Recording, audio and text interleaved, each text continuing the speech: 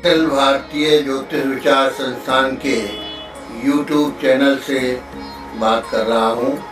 एक ऐसी वीडियो जो कि जनहित और व्यवहारिक में सभी के लिए बहुत उपयोगी है। प्राचीन समय में भारतवर्ष में बाल विवाह हुआ करते थे। बाल विवाह के समय गुणगणना और मांगलिक दोष की व्यवस्था थी, क्योंकि उनका भविष्य अंधकार में होता था वर कन्या का, परंतु अब ऐसा नहीं है। अब गुणगणना, मांगलिक दोष और वैवाहिक गुणगणना करना अनिवार्य नहीं है।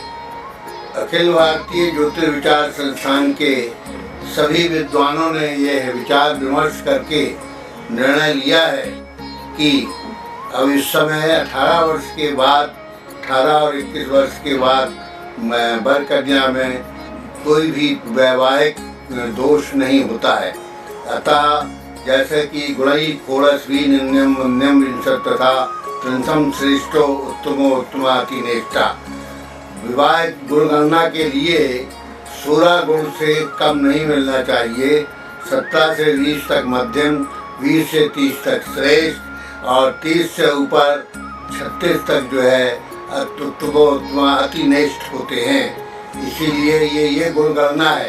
इसमें बहुत से योग वर कन्या विवाह से वंचित रह जाते हैं, क्योंकि गुणगणना के फलस्वरूप विवाह नहीं किया जा सकता है।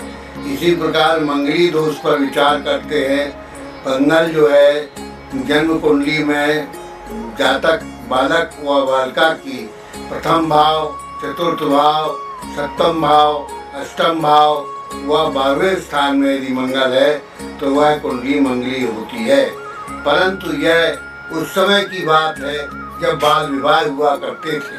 बाल विवाह के कारण ये दोष लागू थे, क्योंकि उनका भविष्य अंधकार में होता था।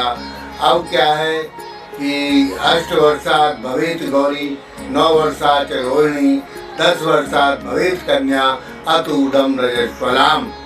8 वर्ष की गौरी होती थी, 9 वर्ष की रोहिणी कन्या होती थी और 10 वर्ष की कन्या मान्य थी। तो 10 वर्ष तक ये दोष, समस्त दोष, वैवाहिक गुणगणना व जितने दोष विवाह से संबंधित है तब लागू थे। अब इस समय ये लागू नहीं है। अब परस्पर वर कन्या को दोनों पक्ष एक दूसरे को देख करके विवाह कर सकते हैं।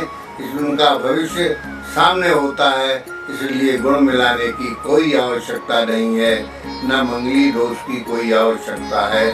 धन्यवाद सभी उन परिवारों को जो इससे वंचित रह गए हैं, जो इसके कारण विवाह नहीं कर पा रहे हैं, अब वो विवाह कर सकते हैं।